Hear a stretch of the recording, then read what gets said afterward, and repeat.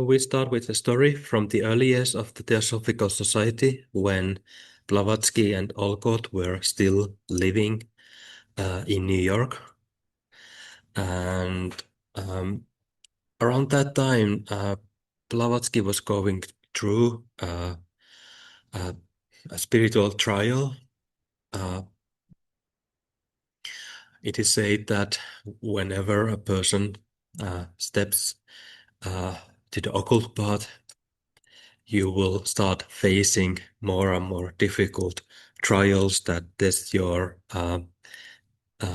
ability of discernment and your courage, and the test is about the tests are there to help you find your inner power, but they can be also like very dangerous.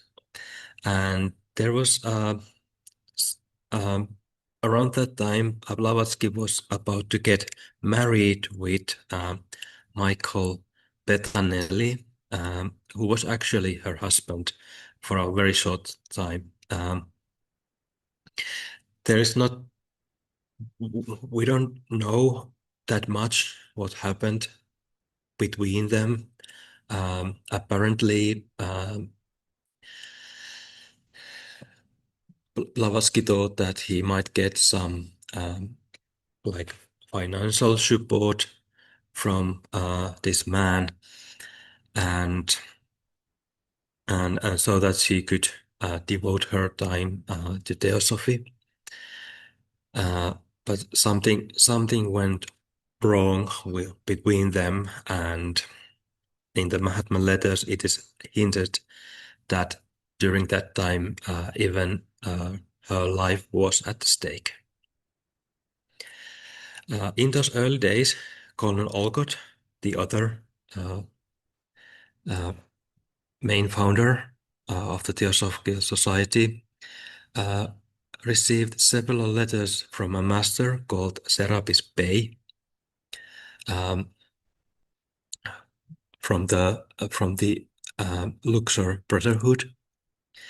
And in these letters, Olcott was instructed how to support Madame Blavatsky.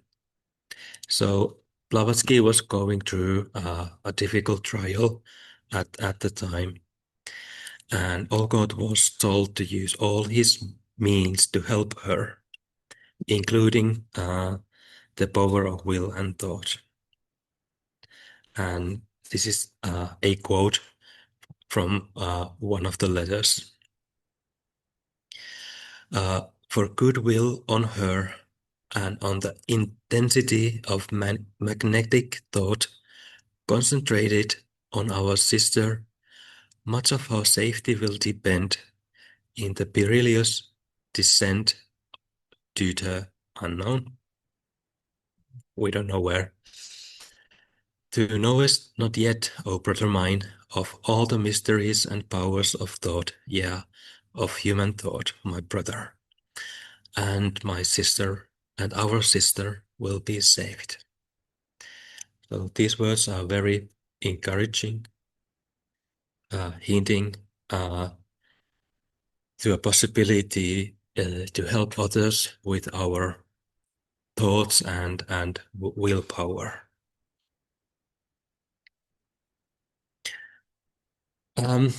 Today, as I mentioned yesterday, we are hearing troublesome news every day. There seems to be always something or someone needing for help. And many of us are already doing what we can. Yet it often seems that whatever we do it's not enough. And that imposes us a question, what more could we do? And could it be so that when we begin to realize our inner powers, new dimensions of service might open to us?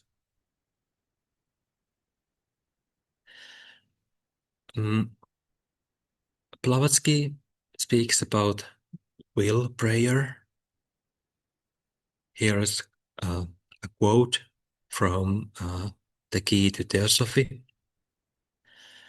An occultist or a theosophist addresses his prayer to his Father, which is in secret, and that Father is in man himself. Prayer is the mystery rather, an occult process by which finite and conditioned thoughts and desires are translated into spiritual wills and the will. Such process being called spiritual transmutation, the only homogeneous essence. Our will prayer becomes the active or creative force producing effects according to our desire. Willpower becomes a living power. It seems that here Blavatsky is pointing to the same direction as Master Serapis before. The spiritual will in human being can do much more than we currently know. And we can transform our willpower to an active, creative force. In order to do that, we need to know the Father that is within us. In Theosophy, we read that the God is not like outside of us. It's within us. It is our own like deepest nature. And during a process that Blavatsky called spiritual transmutation, we can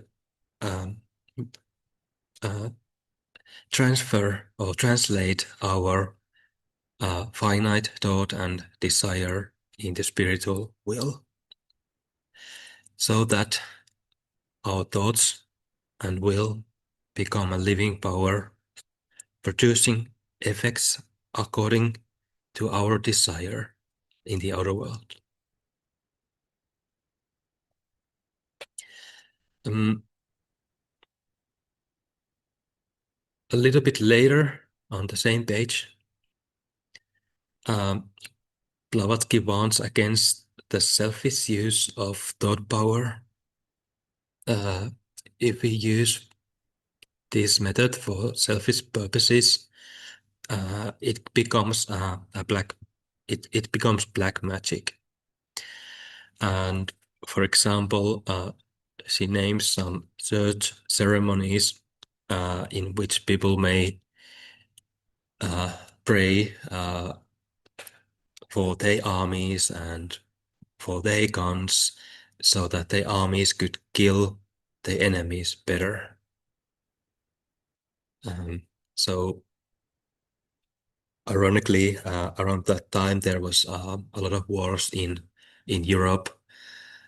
Even Christian countries were fighting against one another, each praying for the same God to kill the other Christians on the other side of the border. So to me, it feels very weird. But from these ideas, we can understand that the same power can be used for good and evil purposes. And we must be very mindful of our motives. And when we tap into our spiritual nature and draw power from our inner source, only an altruistic motivation justifies the action. There are a lot of things going on in the world, and you can find similar ideas in the modern New Age movement. Many of you might have read the very famous book called The Secret, in which similar ideas are presented, and you can find a lot of TikTok videos today that speak about manifestation. it is something that in which people use focused thought and belief to bring aspirations into reality. And from a theosophical view, there is some truth in this.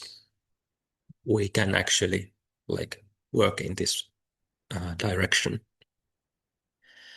But the problem is that whenever we ask something for ourselves, whenever we want something for ourselves, we will eventually get it in this life or another. But will that bring us happiness? That is another question.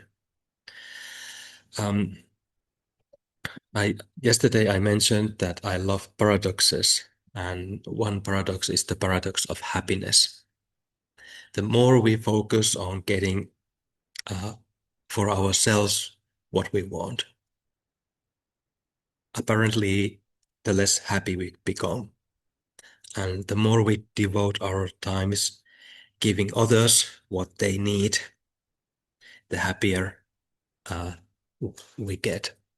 So the actual secret of happiness is not in receiving, but in giving.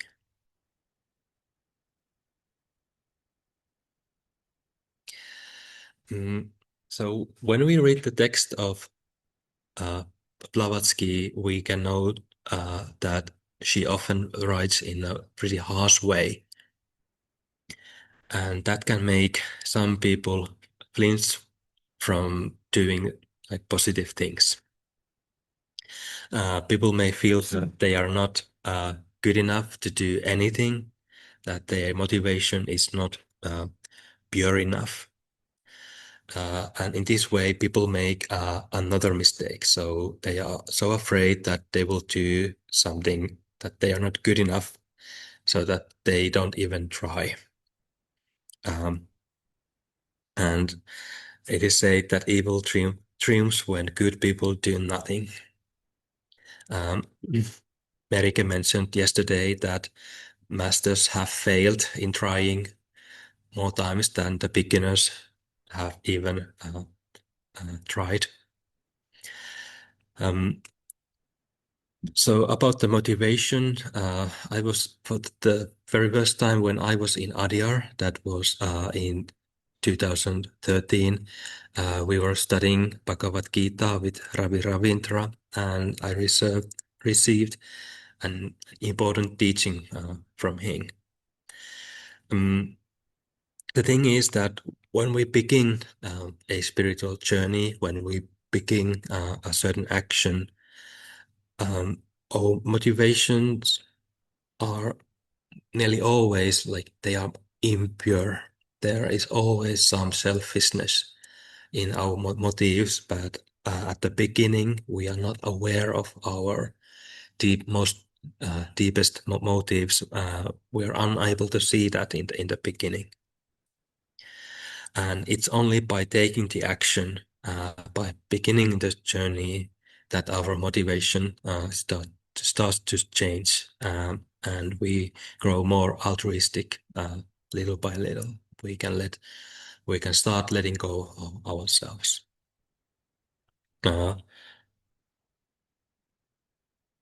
Yesterday, I myself, I'm a good example. So I mentioned to you yesterday that when I became first interested in theosophical ideas in spirituality, I was also very interested in psychic powers. So I wanted to have all of them.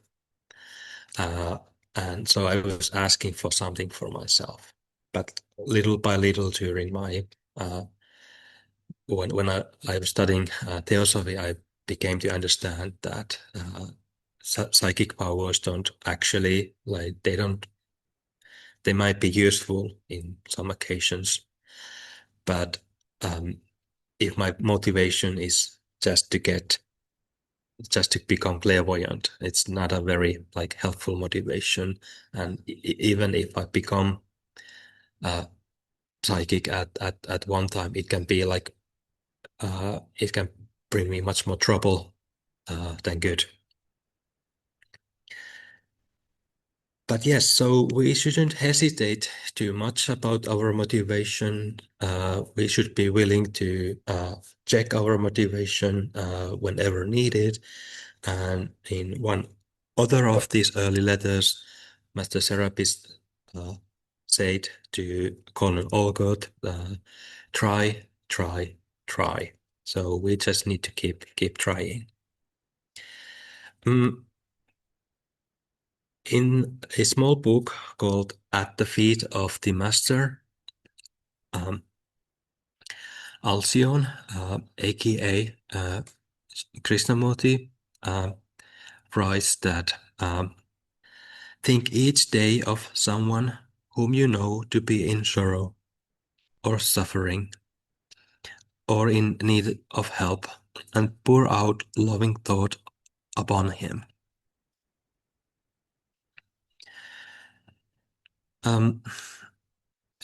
Here we so these words are again the words of a master that young Krishnamurti received, and like previously the masters were only hinting to this possibility that we might be able to help other people with our thoughts. But in this little book, we learn that this should be actually our like a daily practice.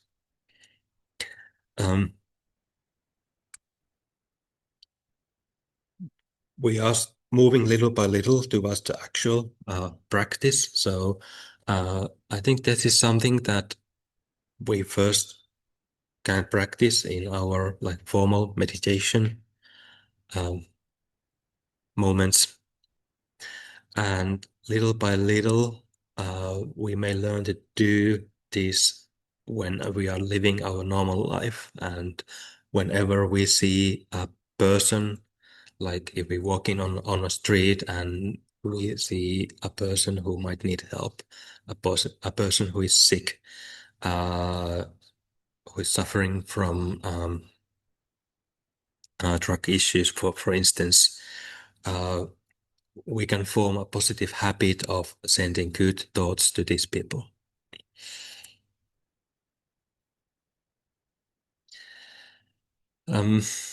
Sometimes it's difficult to balance between the physical action, the outer action, and the inner action. In many cases, sending good thoughts, goodwill to a being or to a situation is all we can do. So whenever we hear about, for instance, when we read about that there's a war in Iran, there's not much that we can do about it. But instead of becoming like more hopeless and thinking, oh my God, there's yet another war over there. With this kind of thinking, we are not we don't help people with our thoughts. Actually, we might be making the situation worse. Instead, we can send our goodwill and peaceful feelings to that direction.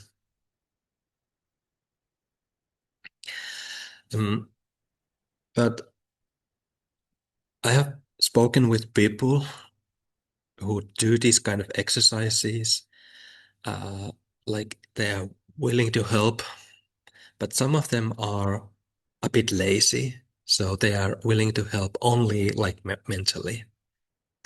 Yeah, I sent my good thoughts to that place, they may tell to themselves.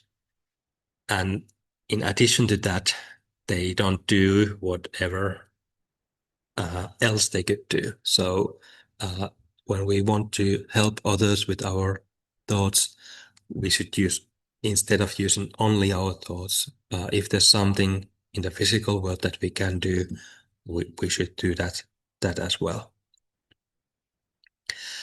But it's the other way around also. So if we only use the physical actions when we are helping someone,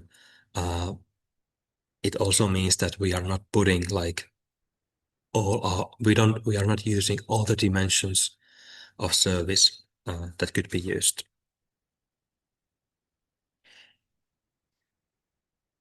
Um, yeah, but in my experience, the bigger problem is like mental laziness. Uh, the use of thought requires practice, time, and devotion. It is work too. It's mental work, and it requires some energy. And for example, in many theosophical groups, people people have read the same text that I showed to you many times. But you often see that people don't put that in the actual practice. So there are many ways how we can help others. One thing is to share ideas. Yesterday, when I spoke about the Finnish peace mantra that was worded by an old Finnish theosophist called Fredrik Helia. So Mr. Helia was traveling around the Finland with horse, selling theosophical books wherever he could. And at one point, he went to a small village, and something weird happened that he was able to sell a lot of books. Theosophical books usually aren't that popular, but in that small village, something weird happened, and the books become.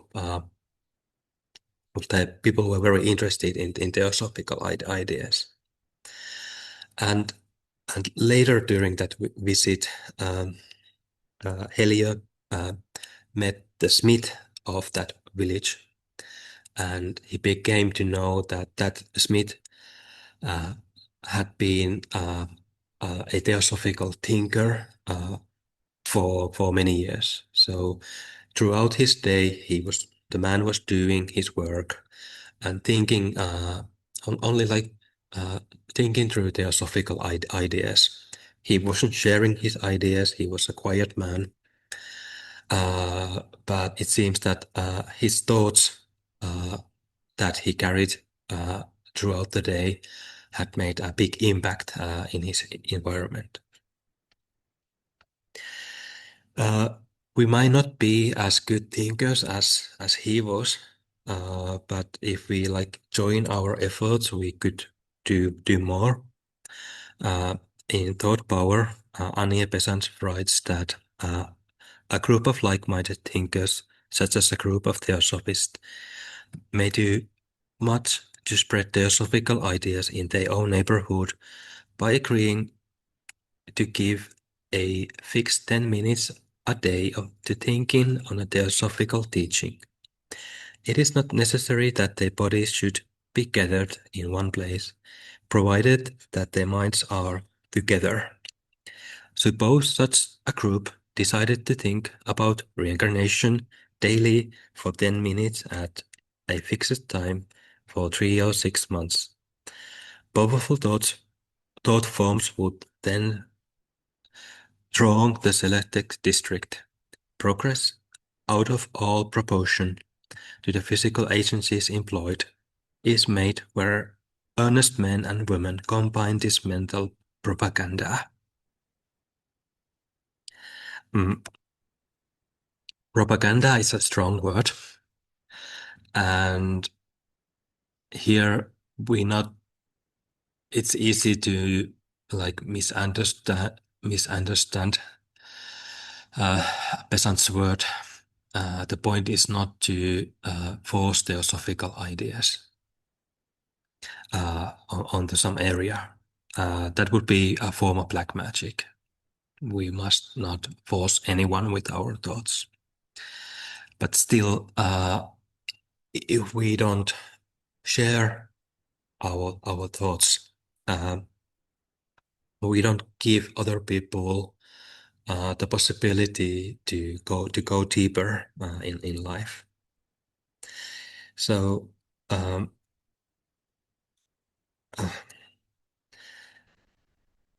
a lot of misinformation is currently like spreading, especially on social media, and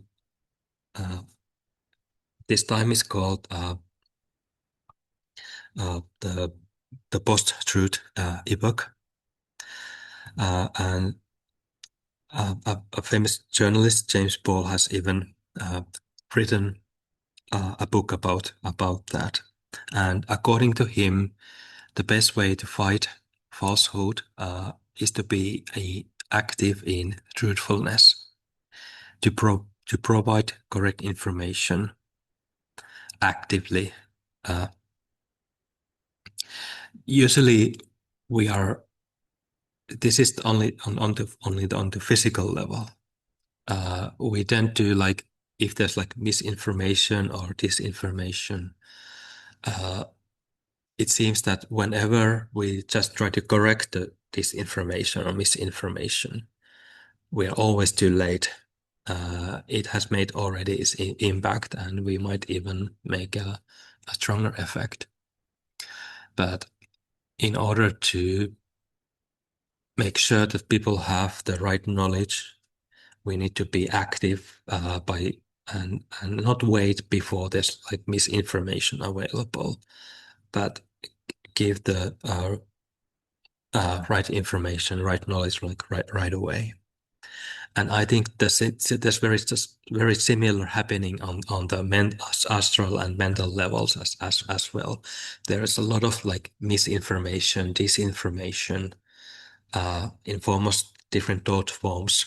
Like when we are moving in a city, like the pressure of everyone's thinking is there, and that can like misdirect people into directions that are not helpful for themselves. And by thinking theosophical ideas, we can be active in giving, on the mental level, we can be active in giving people the possibility of find other ways of thinking.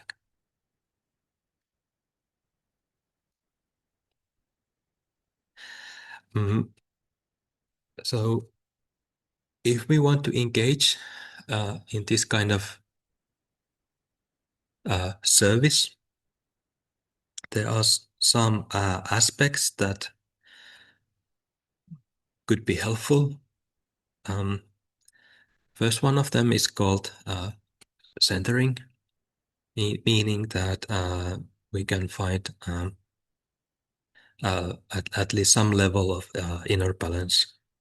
We can hold the thought steady for a couple of minutes.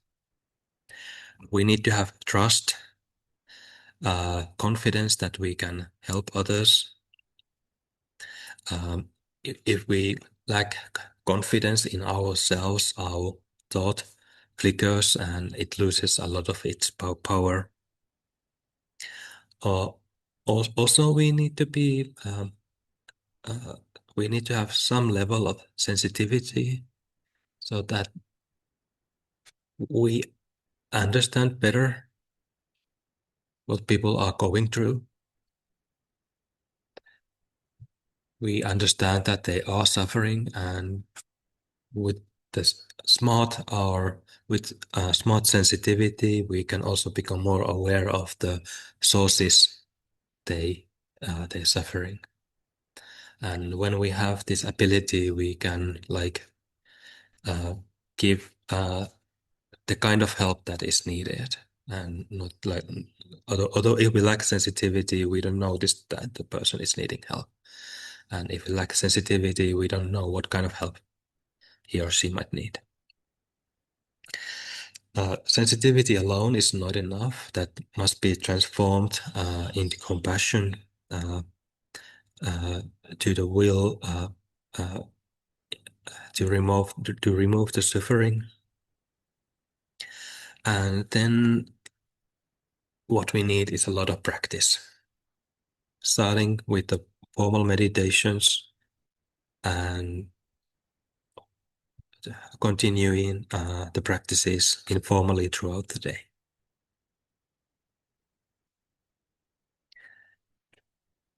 Um,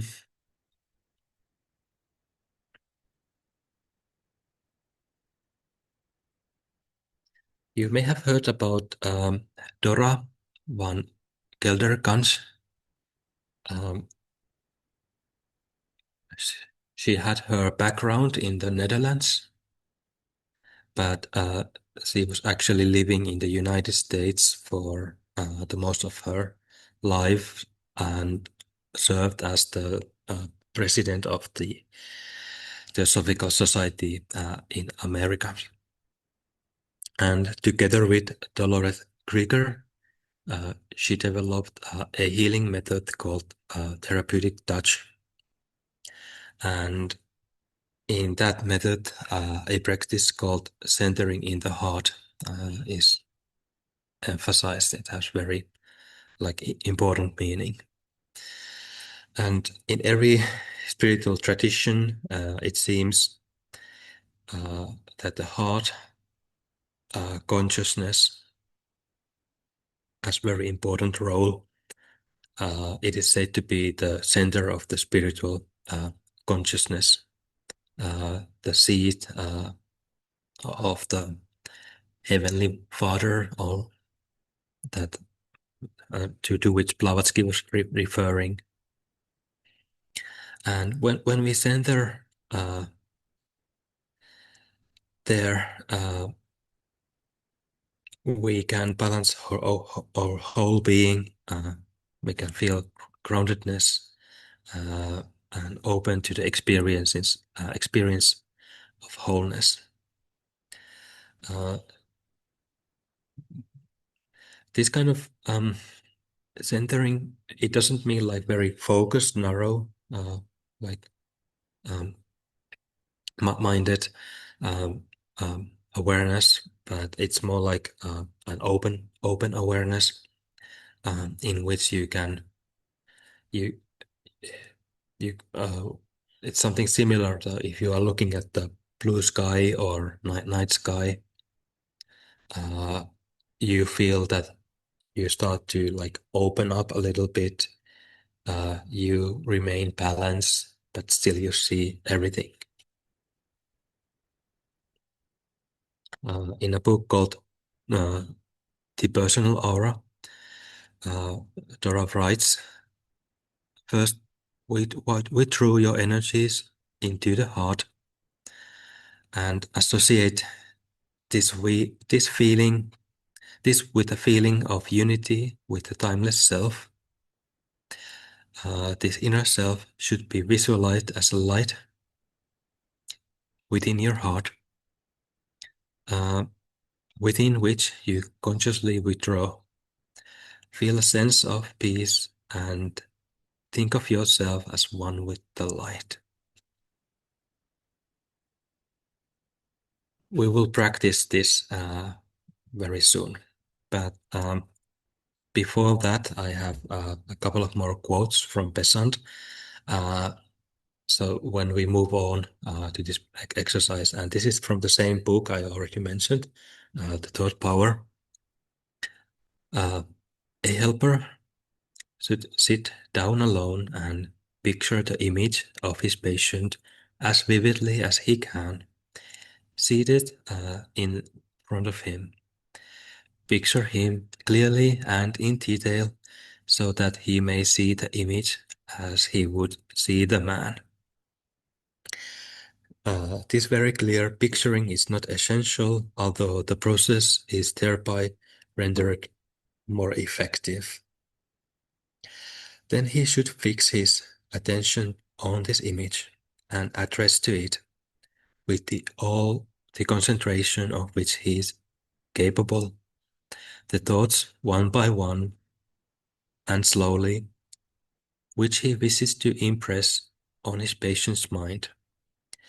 He should present them as a clear mental images, just as he would do if laying arguments before him in words.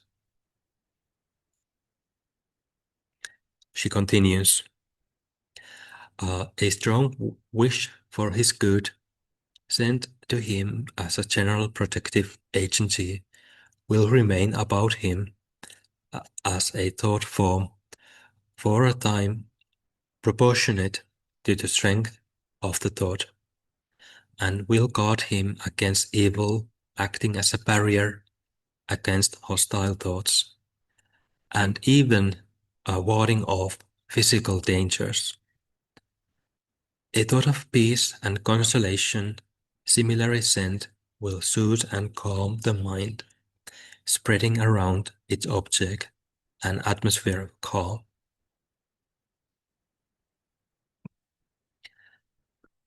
Um, Here, in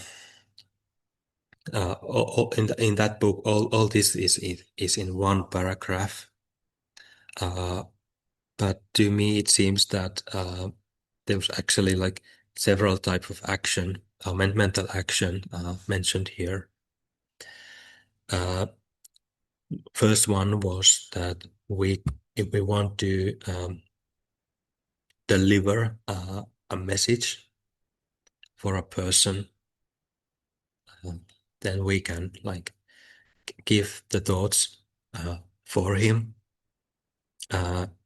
ideas that might be beneficial for the person. And then there is a more like general way of helping, like sending positive thoughts forms to that person that might be able to protect him against like harmful effects, like a barrier against hostile thoughts. And in a way, these like beneficent thoughts may become like a guardian angel. And whenever we want to help someone, it's always worthwhile to notice that we are not separate. We are all like sparks of the same fire. Um, um, I've been thinking that there's this one source of light, and then the disco balls that reflect the like the light everywhere in different colors. So in a way, we are when we think about the one life. I like this metaphor of a spiritual disco ball that there's one light, like a laser light, shining into that disco balls, and the light is then reflected into thousands of uh, little lights that are only reflections of the one light. And putting this idea into action when we want to help other people is also very, very meaningful. Again, at the feet of the master, it is written, a quote, learn to distinguish the God in everyone and everything, no matter how evil he or it may appear on the surface. You can help your brother through that which you have in common with him, and that is the divine life. Learn how to arouse that in him, learn how to appeal to that in him, so shall you save your brother from wrong. Okay, and then we go into the exercise.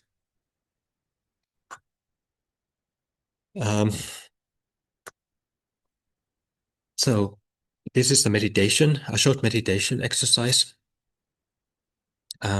in which I would ask, even before we start, you might want to first think of someone or something that might be in need of help.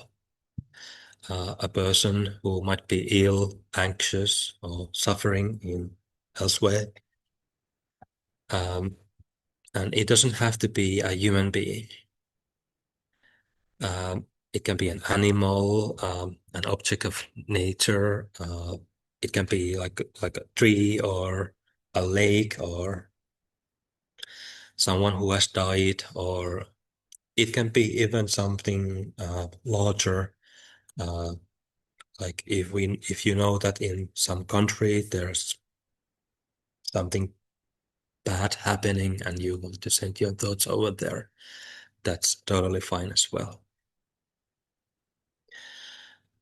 When you have chosen your object, I'd ask you to settle in the present moment. You could have a couple of deep breaths, breathing in, fill your lungs, and then empty them, and repeat this a couple of times.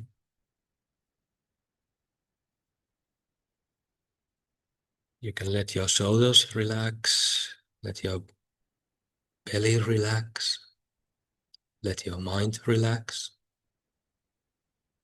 If you notice any tension in your body, see if you can just uh, let it go.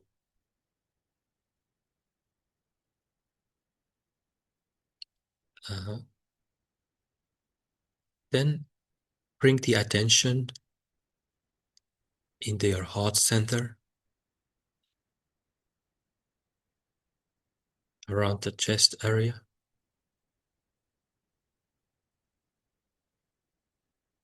And try to find a point where you can feel that you are in your center.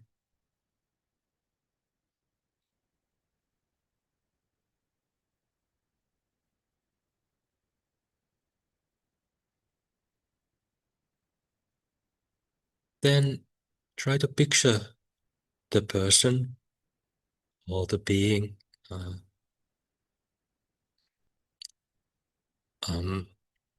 object that you want to help.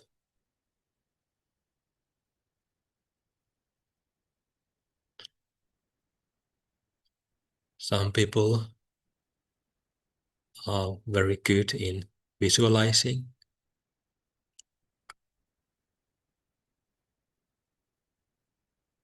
but it might not be so important. Just try to sense the presence of the object. Sometimes you want to help a person you don't know that well. You have never seen him. In those cases, you can, for instance, like focus on his name.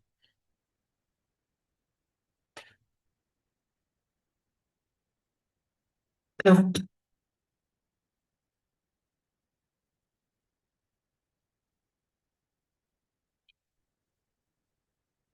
And when you have the object, the address of the thoughts to be sent clear in your mind, you can start projecting your thoughts towards that direction.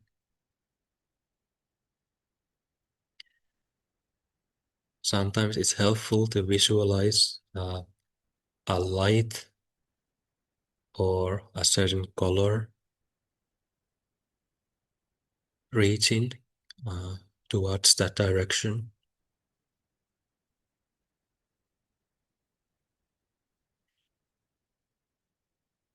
You may use simple phrases like, may you be well, may you have peace.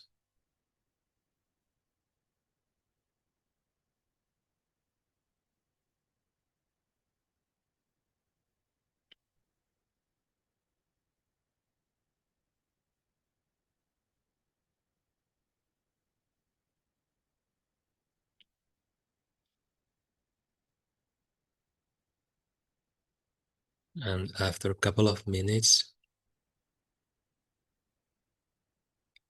take another breath.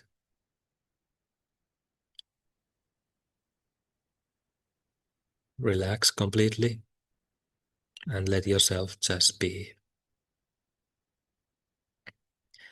And you can take a moment to thank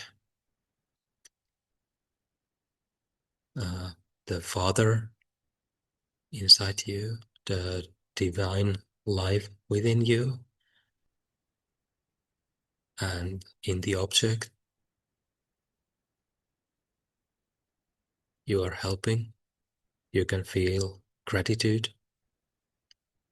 um, for the help that is being given and received.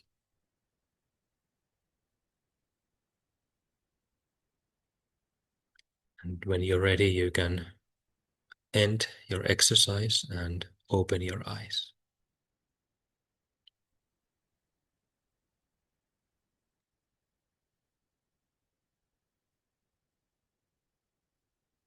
Mm.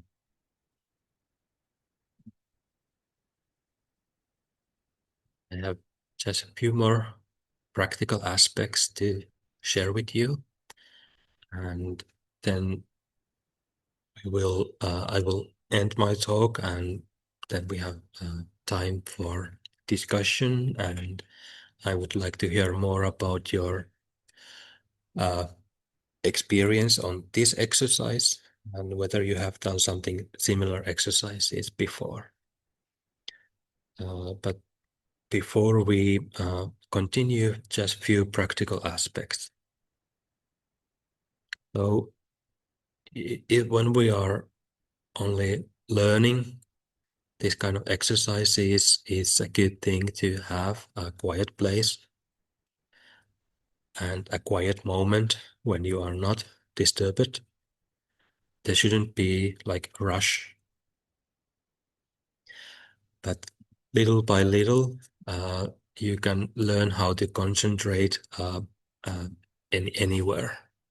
You can do this exercise like in a bus, when you're walking, when you're doing your dishes, whatever action you are doing with your body that doesn't require your like full attention. So whatever you do, your mind can be centered. And the exercise doesn't have to be long, just a few minutes can be helpful. And so many people notice that their mind is wandering. That is completely normal. That is not a problem. Just when it happens, bring your mind back to the exercise, and don't try to force your mind into this. Don't use violence against yourself. And as mentioned before, we don't have to be perfect when we start this kind of exercises. Um, when we are learning to use our thoughts and willpower to help others, it's like learning a new language. And only way to learn a skill is by using it, by practicing it. And quite often our thoughts may not be as strong or powerful that we would like them to be. That can be compensated by repetition. So, for instance, if there is someone that you know that needs help, you can repeat the good thoughts like every day. And we don't have to, um, uh, we don't, we cannot force the results. And that's always good to understand. Um, we can only set the force into motion, and it will have the effect according to the power that we set in motion. Um, Sometimes the changes come like very slowly. Uh, Things starts to improve little by little when we just continue the exercise. But we don't know other people's karma. So we can just offer our help, and whatever happens will happen. Okay. I will pause now, and we can continue with discussion.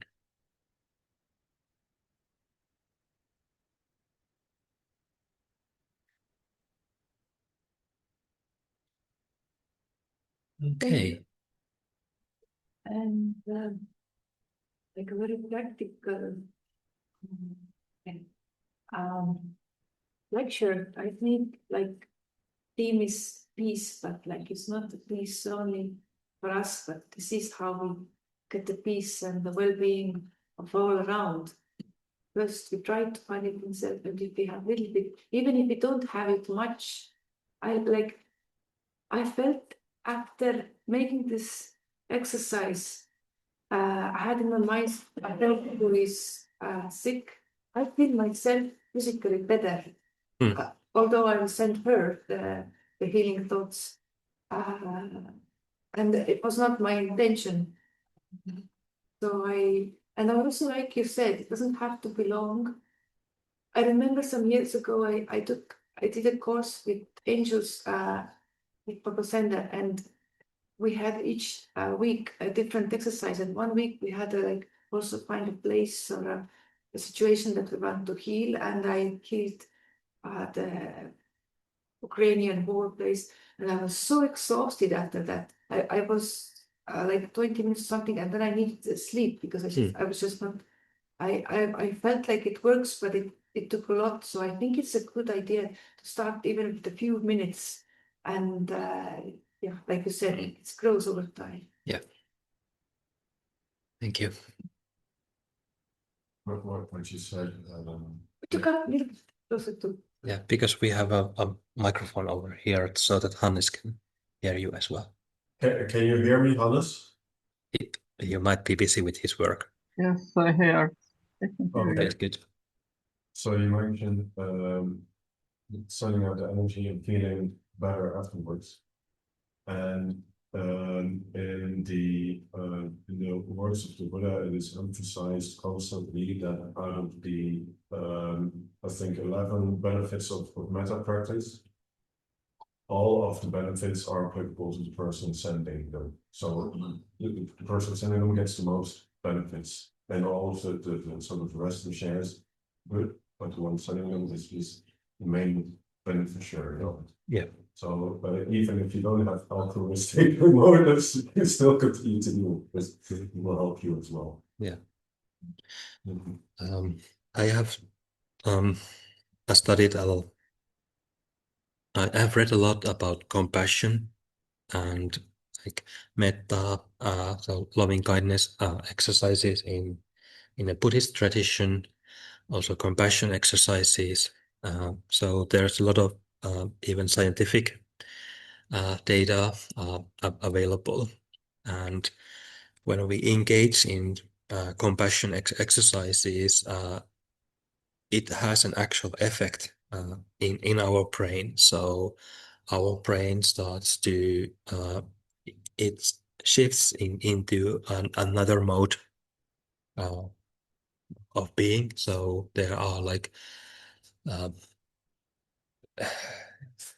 to narrow things. There are three like main emotional states in our brain. One is called the drive state, where we where we are active, we are looking for resources, maybe like even if we're children, we are playing. Then there is this threat state, where we are like nervous, stressed, anxious. If there is usually there is a danger, and we need that state when we are dealing with that danger. The problem in our lives nowadays is that the threats are not only like physical threats, but most of the threats that we are dealing with are only on the mental level. That, oh my God, I have so little time and I need to finish this lecture, for instance. So this activates our threat system. But then we have a third system in our brain that is called the soothing system, that activates when we receive compassion or give compassion. For example, if we and very good example is like a mother that is shooting the baby. So if the mother has this shooting state on, she can shoot the baby as well. But the more stressed the mother is, the more difficult it is for her to shoot her baby as well. But with these kind of exercises, we can like shift our brain into that soothing state, and very interesting things happen in our brain in that moment. So our brain starts to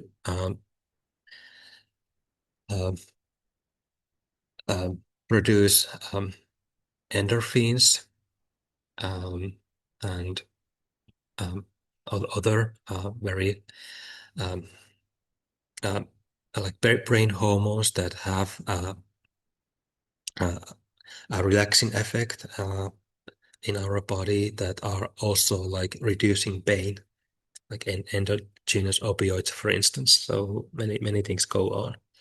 And what seems to be like the most interesting thing about that, it's like you notice that personally that it happened like automatically. You weren't trying to like get into that state. You were focusing on your object. You wanted to help with this exercise. And the more you forget yourself, the more your brain activates in this way.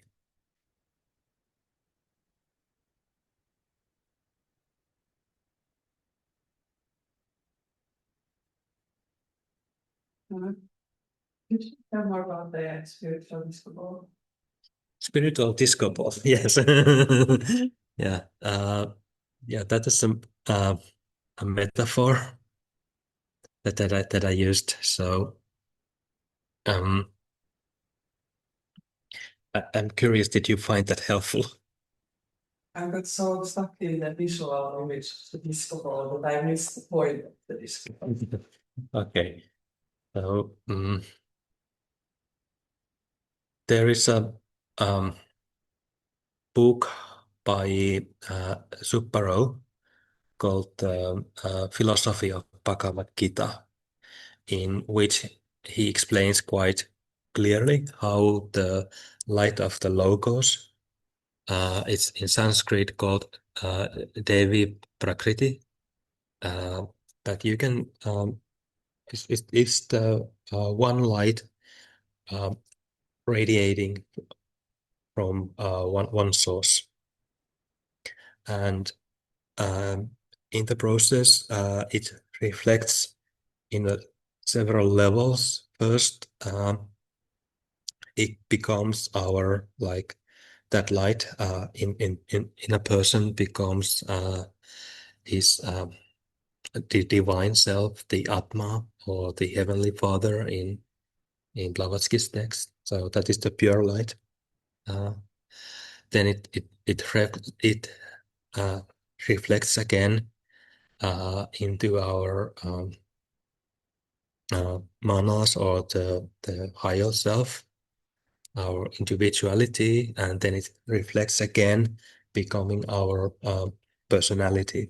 So in a way, we all carry the spark of that spiritual flame, the same light.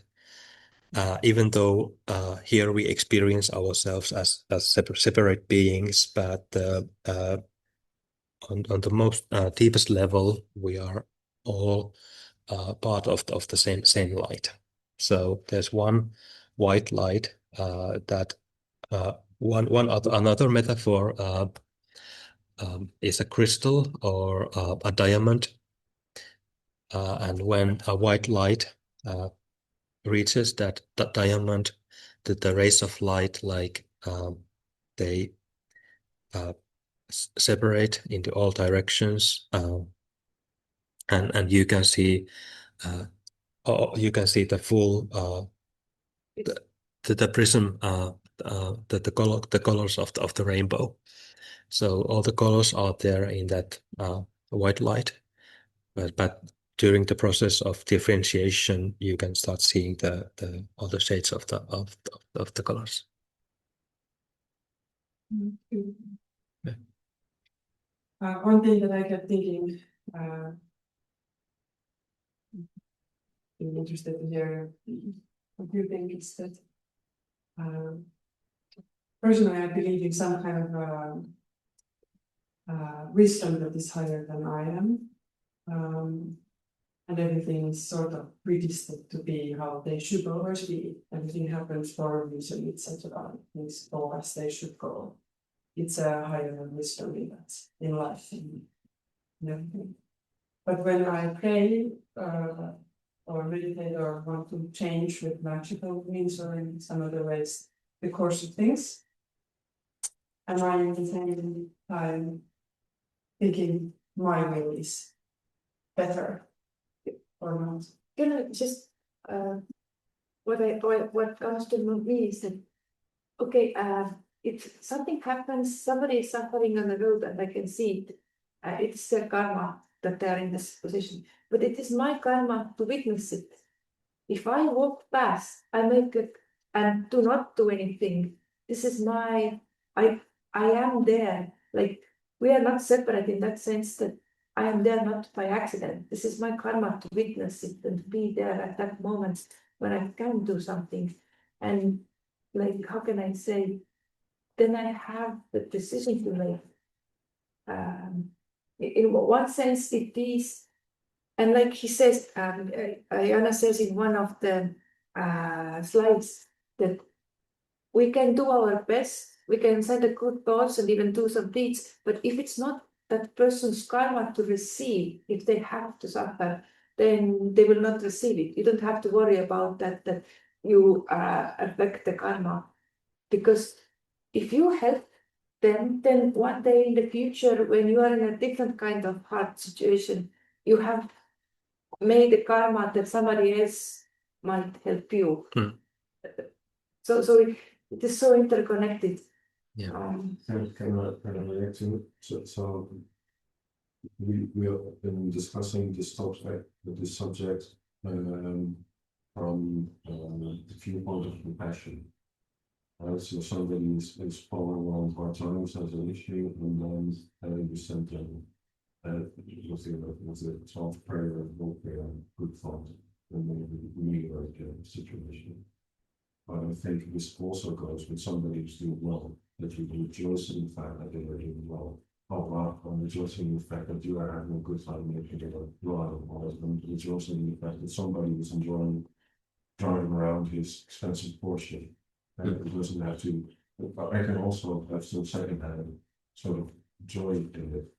And from that perspective, I don't see how that would be sort of affecting this person's karma, nor am I parasiting on karma. Just sort of having a second-hand smoke of the good karma of somebody else is generating more experience. Massive smoking. Yeah. Yeah, so it's not.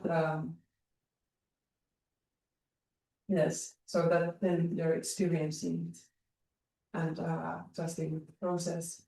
But if we are, for example, trying to affect when you say Ukrainian war, trying to make a difference on that without thoughts, we are active parts of the great plans or whatever this great We lend our life is. But when to know the difference? When are we trying to be more clever than. I think if your intention is behind, if your intention is to help, it is always like if your pure intention is, and even if it's not totally pure, 100%, it's worth like little bit help. But in Ukrainian war, somebody explained that masters they do not try to, how can I say, finish it. They try to pour energy there so people after war become friends again. Because if you look, like I say, my own family members, I have Russians and Ukrainians, and I can see they're so close. The way they think, the way the language is, they're supposed to be brothers. They're supposed to be like one big family. And this is not like, I don't want to say normal what's happened, it is like, but after the war, that they will be able to come again together like one big family. So this is where the energy goes.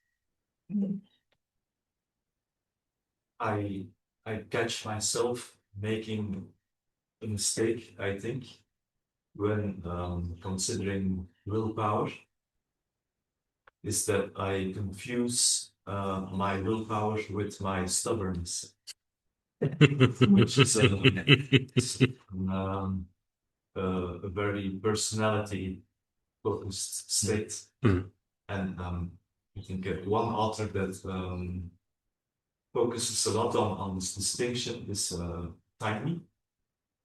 And one point he makes several times is that if you practice on calming the personality and find a state that approaches body or intuition, then the will that you find there, you can more trust it to be aligned with the general will, higher states. Yeah. Can you repeat what are you doing with your shooting only?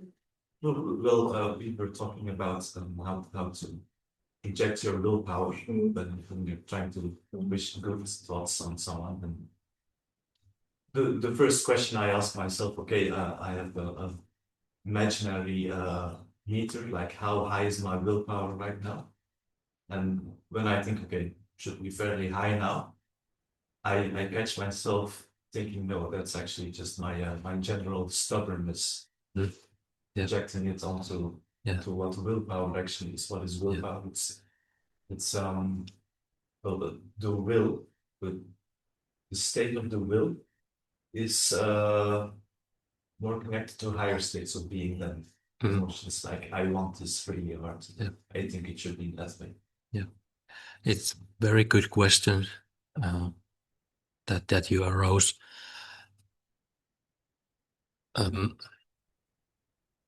In many theosophical texts, it is the same thing is worded so that we need to let go of our personal will and align that with the one will.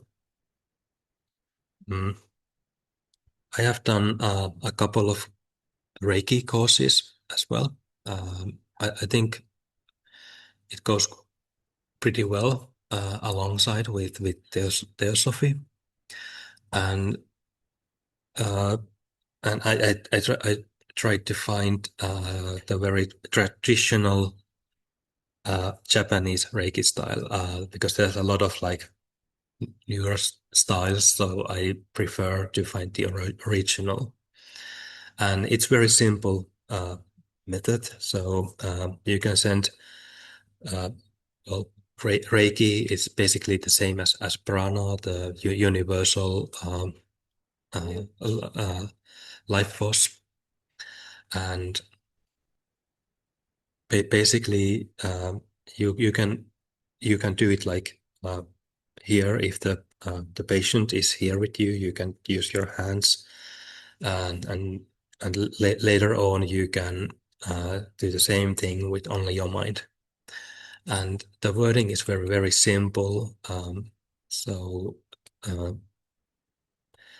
the practice starts with the request that may I convey healing force or life force to that person in need for his best. So I'm not trying to do anything. I'm not even trying to heal that person. So the motivation is that the life force would go to her, go to him for his best, whatever it is, because we don't know what is the fate of another person. Yeah. And I think there's also that you do not give your energy, but you're just channel of the universe, like energy in the cosmos, and you're just helping because for some reason they have closed them up for and they have so you're just helping for that moment to get the more energy, then maybe they're able to solve something. Yeah. Because one of the quotes from the two books, but there was something I started to think about that we would be sort of like just vessels and not the actual sources of the energy ourselves. That also it's the same in some other agreement, like magical religions that I've been studying, that it's more like connecting to the different elements and like just vesseling that energy because we don't have it in ourselves, you know, we're fleshy thing, body. Yeah. But it's all everywhere else, like just part of it. Exactly. And depending what tradition we follow, we give different names to that source. So in the Blavatsky's code here, that was the Father in us, the God in us. In Healing Touch, Dragon speaks about the universal, like healing field.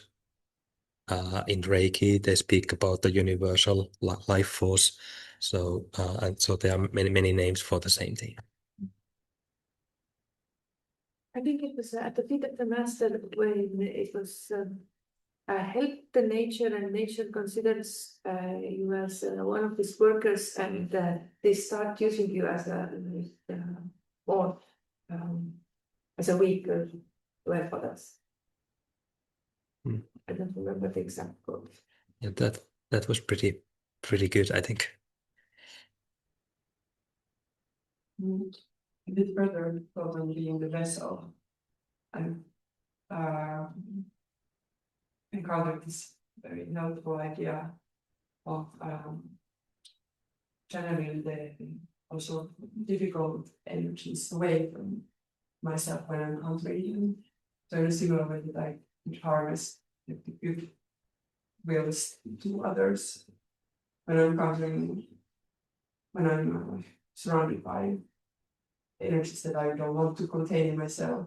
There was this exercise where I would be sort of channeling it through my legs and through my soul to the ground and like giving it to the earth, and the earth will filter it for me so that I don't have to do it. So whether or not you believe in the actual filtering or the conducting to the energy through your body to the earth or not, but it is a very helpful mental image. If I'm in the middle of an argument or I'm witnessing something horrible happening, I can just be let it flow to the earth and let the earth take care of it. Yesterday, Pauli mentioned the Vincent Howe Jr. Self-transformation, that they have a wonderful like practice and about the same thing that you described. With the breathing exercise, I think. With the extra breathing is. And many of us met Gert Leland a couple of years in Naden, and Gert Leland has a book about, it's called something called multidimensional human being, and in that book there's a lot of different kind of exercises and very similar exercises mentioned over there as well. But personally, I like one exercise in Buddhist tradition called Tonglen exercise, in which you think of someone who is suffering, and whenever you breathe in, you can imagine as if dark clouds from that person come at you.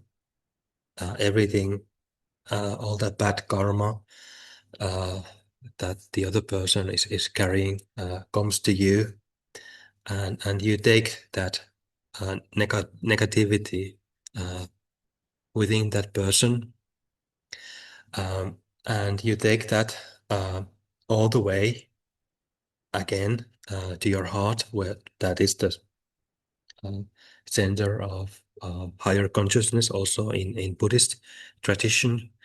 And in that center, there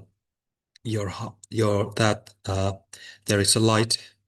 You can visualize a light in your heart center, and when all the negative clouds, all that negativity touches your heart, it doesn't hurt you actually. You may feel the pain of the other.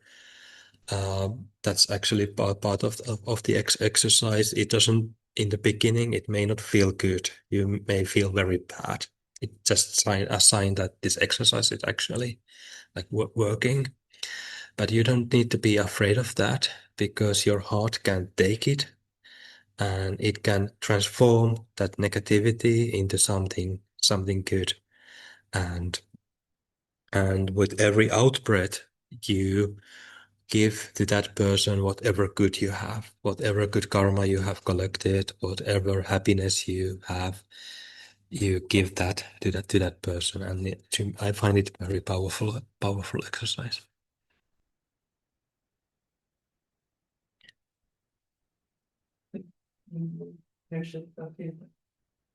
You don't need to filter anything. You take everything in, and you give everything out. But it's not something. It might be difficult to start with that exercise, so I think you need to first find that inner center in yourself, that place of balance. We already practice it today, but the more you continue, the easier it gets. Okay. We could have our tea break now, and then we will continue the discussion after that. Thank you so much, Janne. Thank you for this beautiful presentation. Thank you. Thank you so much.